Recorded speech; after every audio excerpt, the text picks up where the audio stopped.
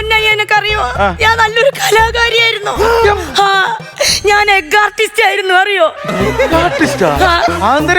ഞാൻ ആദ്യമായിട്ട് കേൾക്കണത്. അത് ഈ കോഴിയും താറാവൊക്കെ അല്ലേ, അതിന്റെ മുട്ടയിൽ ഞാനിങ്ങനെ കുനുകുനാന്ന് വരയ്ക്കും. തെള്ളങ്ങളുടെ വല്ലവരുടെയും വീട്ടിന്റെ 4 മൂലയ്ക്കും കൊണ്ടുവന്ന് കുഴിച്ചിടും. മനസ്സിലായില്ല? കേട്ടിട്ടുണ്ടോ? ഇല്ല. എവിടെ തള്ള? എന്റെ അച്ഛനമ്മയ്ക്കും പറഞ്ഞാലുണ്ടല്ലോ, ഞാൻ അന്യം നിൽക്കുന്നു ഞാൻ വിചാരിച്ചില്ലേ. ഞാൻ കീറും, ഞാൻ വെച്ച്. എന്നെ പേടിപ്പിക്കുന്നോടി?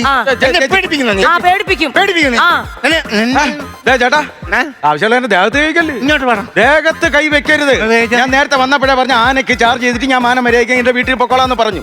ദേഹത്ത് കൈ വെക്കരുത്. കൈ വെച്ചാ തൊലച്ച് കളയും ഞാൻ. മനസ്സിലായ? കൈ വെച്ചാ എന്താ കൊറേ നേരമല്ല നീ തുടങ്ങിയിട്ട്. ചാർജ് ചെയ്തിട്ട് മാനം വരെയൊക്കെ പോകുന്നു ഞാൻ പറഞ്ഞാ ഞാൻ മാനം വരെയൊക്കെ പോകുന്നു പറഞ്ഞായിരുന്നാ ഞാൻ പറഞ്ഞാ?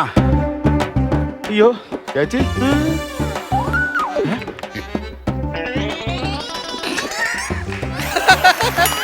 ചേച്ചി കുഴപ്പമായോ? അല്ല, അത് കുഴപ്പമൊന്നുമില്ല. ചേച്ചി ഇങ്ങനെ ആക്കിയപ്പോഴേ ഞാൻ അപ്പുറത്തെ ഇമോഷൻ. അല്ലല്ല, അത് ഏതാണ്ട് ഈ നേരാകുമ്പോ ചാർജ് തീരും.